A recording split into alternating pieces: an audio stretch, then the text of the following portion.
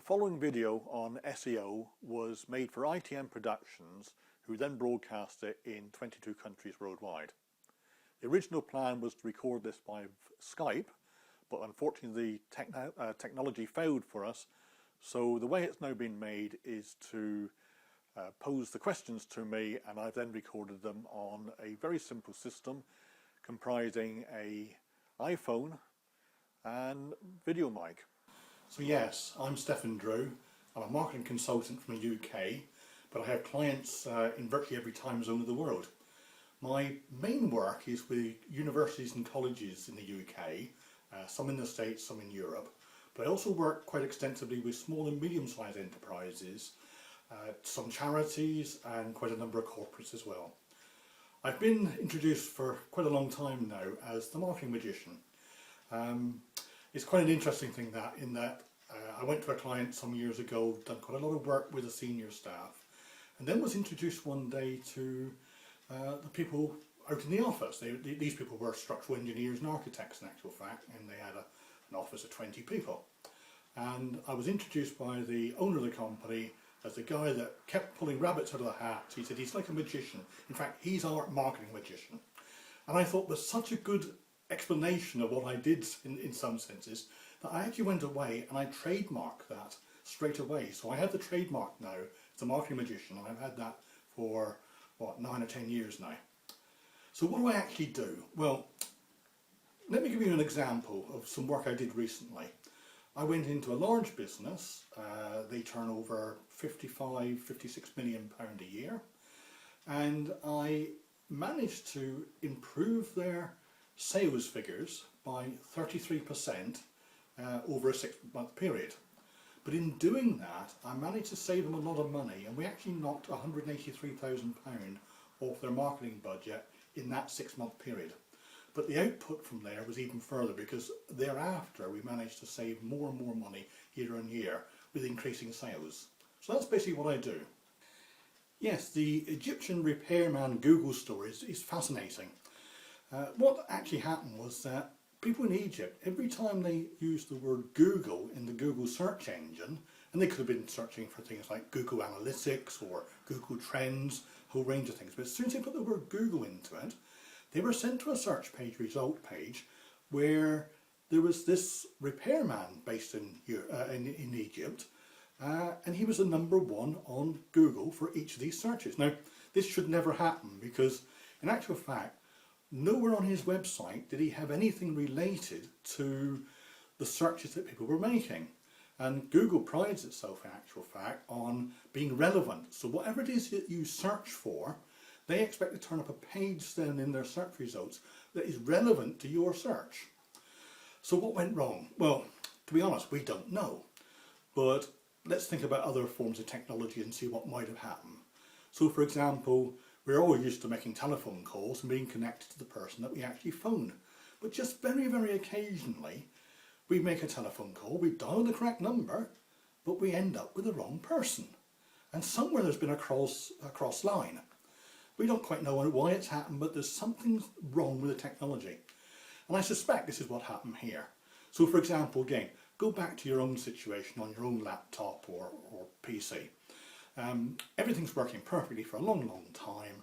Suddenly one day, every time you do a particular action, it crashes or something goes wrong. And usually it's because you've previously just uploaded a new piece of software, or you've got an upgrade to software that you've already got on there.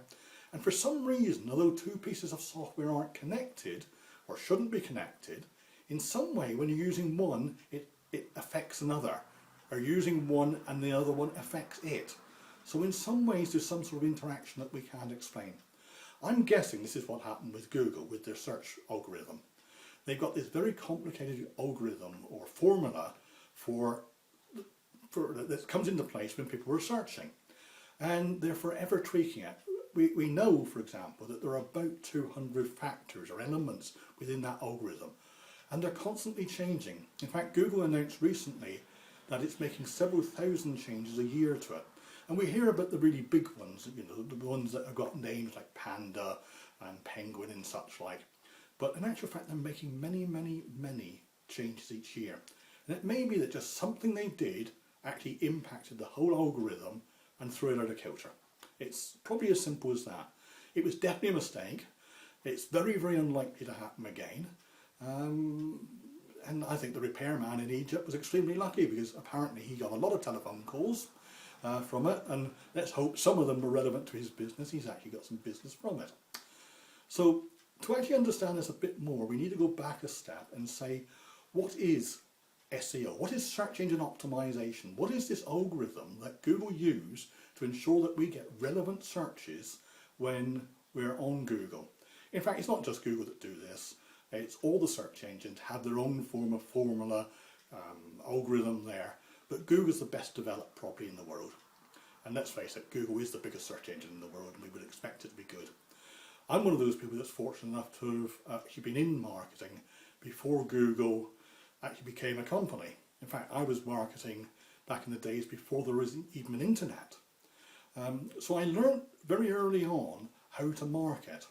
And today we have digital technology, digital marketing, that's taken all the basic concepts that I learned in those days and moved them forward. And over the years I've spent more and more time learning how to use digital marketing. So search engine optimization, SEO as we know it, is extremely important in my world as a marketing consultant. So what does it do? Well, it combines all these 200 elements within the formula to actually ensure that you get the most relevant search results, that is, when you're actually making a search.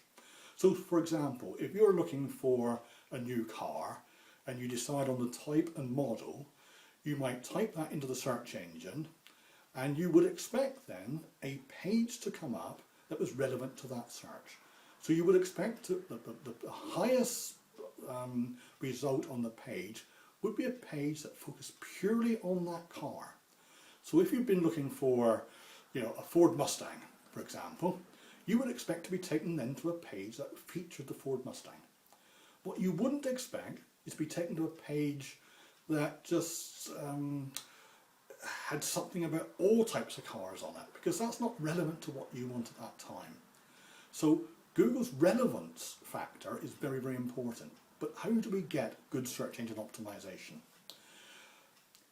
Well, I mentioned that there are 200 factors involved here, and in actual fact we don't know them all. Google don't tell us what they are, because if we did know them, we would all game the system and try to cheat and make sure that our page got on the first page of Google. So it's things as simple as your URL, your domain name. So in my case, I've got stefandrew.com, and therefore if anyone searches for me by name, my URL, my web address is my name.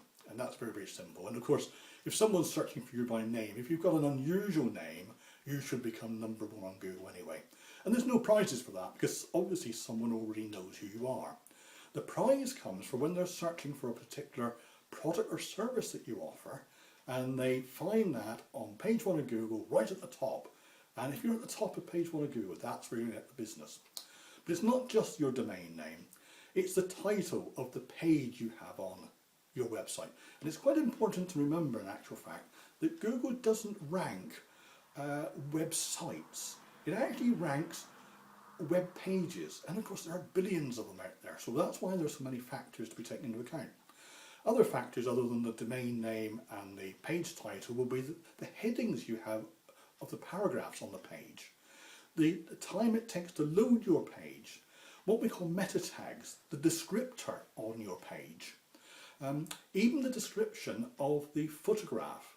Now we might put a caption on a photograph, but there's also a field there for you to put in called an alt tag. And that's actually a piece of information that Google and the other search engines can find and see that we as human beings looking at the page can't see. The great thing is, in actual fact, there are ways whereby we can actually look at it and see what our competitors are doing. And they're on all search engines browsers, you can find ways of actually discovering that, but that's by the by for the moment. So all these 200 factors work together and ultimately get you up to the top of Google, hopefully. But of course, the problem is that there are billions and billions of pages out there for the most commonly searched terms. And there has to be a little bit of, you have to use your imagination to get up there. People say to me, is it difficult? Well, yes and no, in actual fact. Yes, it's difficult for these very common terms, but if you think laterally and try to think, well, what are people searching for that's not so common? So a web designer friend of mine was trying to find some search terms he could put on his website to get a lot of traffic to the website. It's a problem that we all have. So he was putting on there things like website design. Well, let's face it, all website designers would put website design on their website. And I said to him, no, this isn't going to work particularly well. You're competing with millions of people out there. So let's think of something else. Why do people come to you? And the answer is, in actual fact, they come because they have a problem. They want a new website. So what I suggested to him was that, why don't you put something out there about a new website? So how to choose a designer for websites. So how to choose a website designer, maybe that's the phrase we would use. Or how to solve website problems. How to solve putting a picture onto a website. There are thousands of simple things that people ask on the internet that you can put on your website that will improve your search engine visibility and get you to the top of Google. Although each of them probably isn't being searched by millions of people, if you get 1,000 here and 1,000 there and 1,000 somewhere else, of course that all adds up. In an aggregate, you're then going to get a lot more traffic than you'll ever get if you're competing for these very, very highly competitive search words and search phrases. Now, the very good news for you is that although there's a lot of competition out there, most people that own websites don't understand search engine optimization at all. In fact, I've got to say, quite a few web designers don't understand it as well as they might. So that means that quite a few web owners and web designers aren't actually optimizing the pages on their website very efficiently. And that means that if you just do the mere basics, you can actually get quite a long way up the rankings on the search engines quite easily. Now, I'm not saying that you should never employ a search engine specialist, because if you're a high street name, a major manufacturer or producer, retailer, whatever, then obviously if there are 2 or 3 of you competing out there for the same search terms, and you've done all the basics, then obviously you need to employ a specialist to get you further up the search engines and beat your competitor. And just getting one space above your competitor can mean huge sums of extra money, huge sums of extra sales coming into your business. So it's very, very important. But for the majority of us, particularly us with smaller businesses, if we just go and work and get the basics right, then actually we will beat 90% of our competitors straight away. And if we can choose the right search terms, then it's even easier. So, as I've indicated, the value of doing good search engine optimization is huge, but you don't need necessarily to employ a specialist to begin with. That may come later, but to begin with, just get the basics right. Absolutely, when you go out to begin with and you start designing a website, think about the name of that website. Try to, in England we often say it should do what it says on the tin. If the tin says baked beans, then we would expect the tin to contain baked beans. So if you can give your website a name like baked beans when you're selling baked beans, then bakedbeans.com is probably going to do you extremely well. Whereas just putting your name on there like I do isn't going to work at all if you sell baked beans. In my case, I use my name because I'm actually known. I've written a few books, I'm heard on broadcasts like this quite often, so people search for me by name, and it works there. But if you're running most businesses, of course that won't work. In terms of what's next, what's going to come next in search engine optimization, well, I'd love to tell you the answer, but the honest truth is I don't know. In fact, no one knows. Not even Google themselves actually know the answer to that, because Google, the search algorithm, used to be designed by people, and they still have a huge impact and input into it. But some of it now is done by machine learning. The computers actually delve deeper and deeper into your behaviour after you've gone onto a term and searched and gone to the web pages and what you do next and such like. And it's using that to refine the algorithm all the time. So we don't know what's going to happen. And if you think about it, back in the days before Google, if someone had said to me then, what's going to be next, I wouldn't have known. In fact, someone started talking to me many years ago saying there's this thing called email. And I really couldn't see the relevance of it. I really couldn't see why we'd want to send something electronically. Now, within a matter of weeks, I did understand it, and clearly it's very important today. But go back before Google, no one knew. Google came along, and then we had things like Facebook and Twitter and such like come out. But we didn't actually know what was going to come next. What I can say, however, there are some things we can predict. Google's made it very clear all the way through that it's interested in the user experience that people have when it uses its search engine and goes to your website. So to keep your website high up in the search engines, you need to ensure that you're actually giving the person that's visiting your website a very good user experience. So although we can't predict what all the elements of the search will be, all those sort of things like the alt tags and the load time and all those sort of things, what we can say is anything that contributes to a good user experience is going to help you get there. So in that sense, although Google keeps changing, it hasn't changed at all. It's kept to the basics. The only other thing I would say is that Google has made it very clear that it wants the results in its search engine to be relevant, as I mentioned before, relevant to the terms that people are searching for. So if you can design a website with pages that are relevant of things that people are searching for, and create a good user experience when they get there, so that they don't get to your site and it takes ages to load, so that when they're on your website, if there's a buy button, it's easy to find. If you want them to telephone you, that you don't hide the telephone number way down on a contact page 3 or 4 clicks away. So a good tip on website design, for example, will be if you want people to telephone you, put the telephone number top right hand corner on every page. It's as simple as that. That's a good user experience. And today, of course, Google can actually measure the number of people that come to your website and click on your telephone number and then go out through either Skype, or if they're using a mobile phone, that they actually phone direct from your website via the mobile phone. So all these things are now measurable. So it's very important to ensure that we give a good user experience. If you found this video useful, please subscribe or like me on YouTube, follow me on Twitter, or leave me a comment below.